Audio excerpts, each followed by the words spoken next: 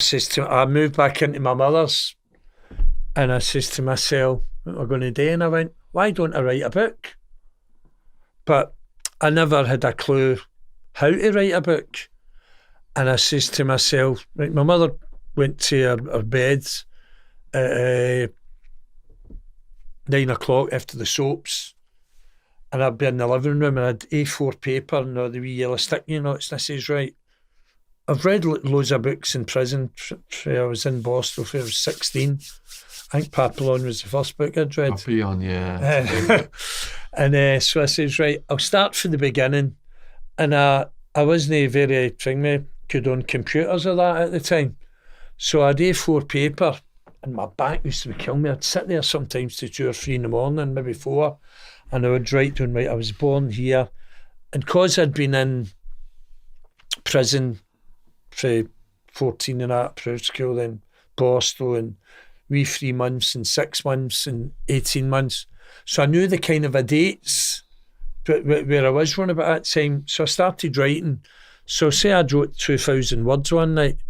My boy Darryl, he was doing a college course in media studies, and he would come up and the 2,000 words I'd wrote would go into the room, he'd bring his wee laptop up, and 3,000 words, and before you know it, we're doing chapters, and before you know it, like 180,000 words. I didn't know what that was, right? I just didn't have a clue.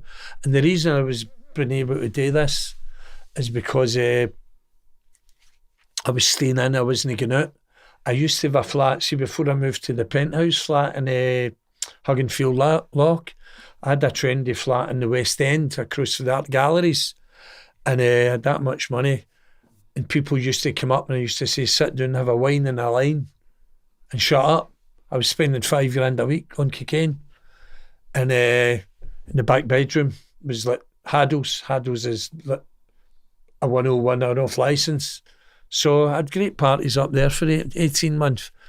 And so anyway, the book, I was trying to get it published myself. I was writing to different places, big company, John Blake and different places, and they weren't taking me on. So there was a guy, David Leslie, he worked for the News of the World for 40 years, so he'd been doing stories. I mean, I knew him well, and I had a word with him, and I says, David, and he says, look, and he went, and he had a look at the stuff, and he went, for Christ's sake, he says, 189,000 words. He says, do you know what a book is? A book comprises of? And I says, no. He says, a book's 80,000, 100,000 words. I says, well, okay then. I says, I want to do 3 books, a trilogy. And he went, no. He says, look, if I can get you a deal with mainstream, he'd brought about 6 books out before David. And he says to me, if I can get a book out, it's just going to be the 1 book. And I says to him, okay then, not a problem. And so that's what happened. David says, you've more or less wrote the book yourself. He says, just go, you come pick me up at his house once a week, and I'd talk into tapes, and before you know it, it was done.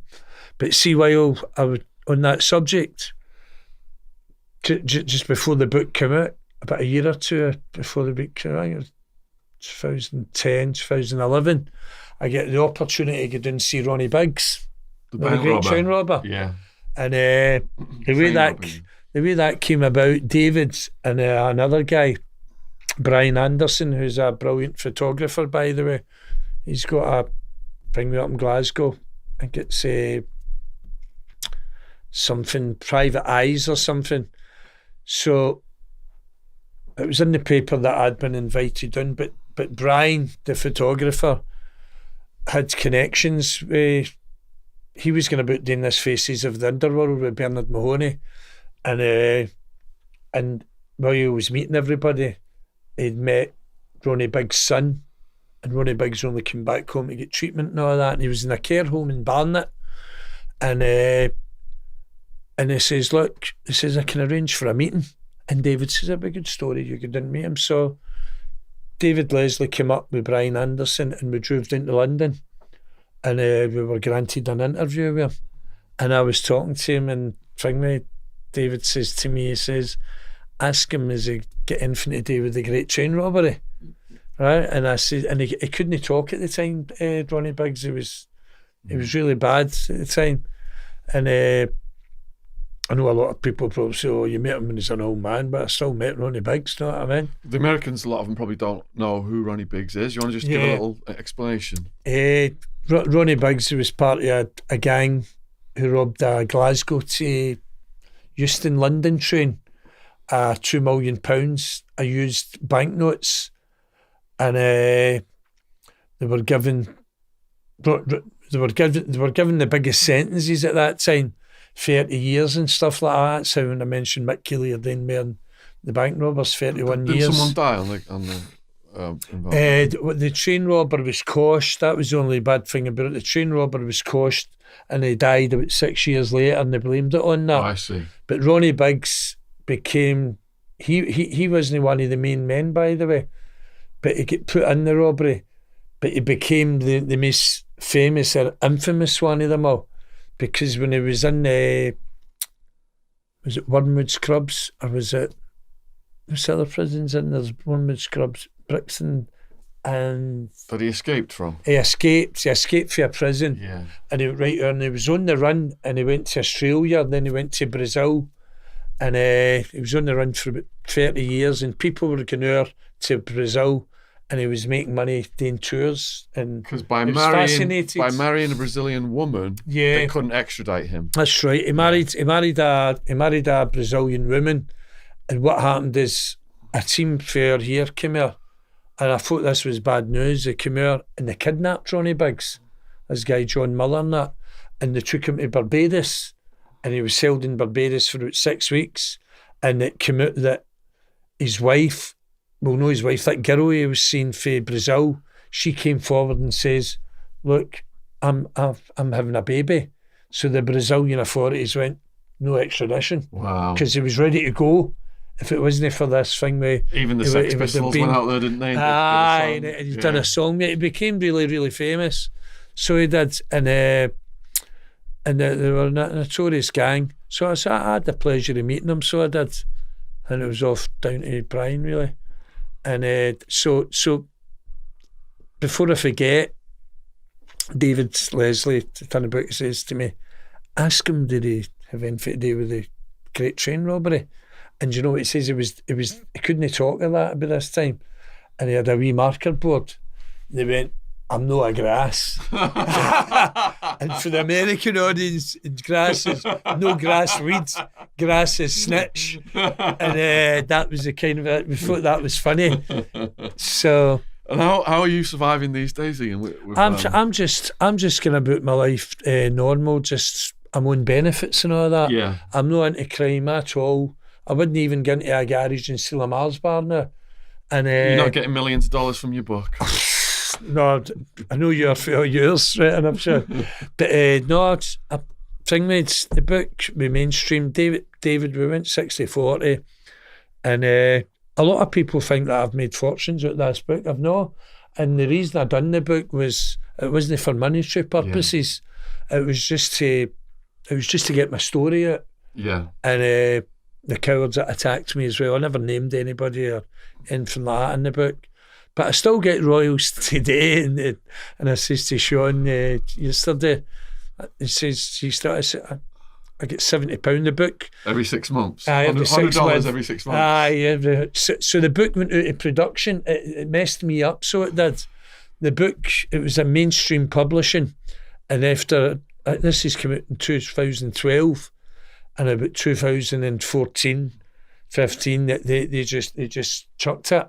But you can still get this book now on Kindle, and it's £4 odds. Yeah, what people out there watching this are thinking, how can they support you? And if they buy this book, he's only going to make a few pence. But what I'm thinking is, we could perhaps help you get a new edition of this book out. Right. You said you wrote almost 200,000 words, a long one. I've still got a lot of one. And maybe even an audio version, Kindle, and a new paperback. And we could figure something out where you get a lot more royalties than you've been making. Mm-hmm. Is there any other ways people could support you, or have you got any final message that you'd like to say to the people watching this on YouTube? Just final message. I'm a man of peace now, and I've got a council house. I've come right away down for me when I used to have money, and people in Glasgow still think that I've got money and all that, but I'm no materialistic anymore and all that, and I'm quite happy. I'm quite happy still to be alive. And I just met a young girl at 32 years of age.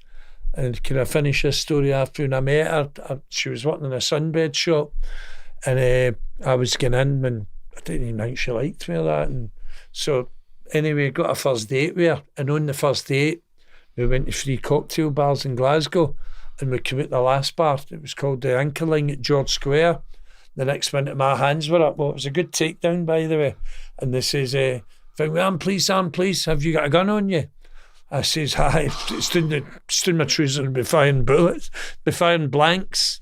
After this. And this wee couple walked to her, and I thought they were from London, a wee London tourist couple or something. And they says, this guy went, I'm Gary, I'm Detective Sergeant Gary, whatever his name, for the anti-organised crime unit. He says, we've been told you've got a gun, blah, blah, blah, blah, blah. I says, I've not got any gun. And in the car, he says, look, we're going to take you up to your house to search it. And I went, do you not take me to the police station? He says, no, I've had the warrant for a few days, so they must have been following me. And in the car, it was comedy errors. They took me into this car, and the other police were behind us and all that. And then it was May weekend. It was just this year. And the lassie I was with, it was the first time I was out there, and she shouting, don't shout, Ian, don't shout. I says, Christ, all the cocktails I'd had that night zooming right out me and became sober. And because I knew it was a serious thing that they were going to arrest me for. And I was going, so they says in the car, and they says, you've got a gun, you got a plastic gun? I says, I've no gun. I says, where did this come from? They says, oh, I'll be explained up in your flat. I says, well, I've got a warrant, we'll show you. It was an intelligence-led operation. So I says to this guy Gary in the back, I says, listen, I may as well be straightforward with you. I says, I've got a bit of cocaine in my pocket here. And he says, not interested. And I says, so if there's nothing found in the flat, I won't be kept in for the weekend. He went, nah. So I says, when the two of you first came over, I says, I thought you were the tourist couple. And the woman in the front says, I want to stick about in him. And he went, hey, one of you have not got a girlfriend? And the guy who was driving, it says, come on now, children, freaking cool down. It's serious. So there's good cops and bad cops everywhere, and bad prison officers and good prison officers everywhere. And these seem to be no bad cops. So we were driving up to the car, driving up the house, they even drove by and I had to say reverse back. So we went up to the house and they showed me the warrant. And they says, right, this is Sheriff Finlay, 2nd of May, solely for firearms. They says, we're going to switch your camera on, just keep your mouth shut, and that's it. And I says before it, I says, there's another thing, and they took the cocaine out of my pocket and they put it on the table, and they says, what's Sarah? I says, a gram. And one of the young officers went, oh, come on here, there's about 2 or 3 gram. And I says, you would probably know, you're snorting it yourself, mate. So I'd say to him, look, before you put the camera on, I says, I think I've got a wee £10 bit of hash in the back bedroom, and that's it. They says, well, look, don't you mention it.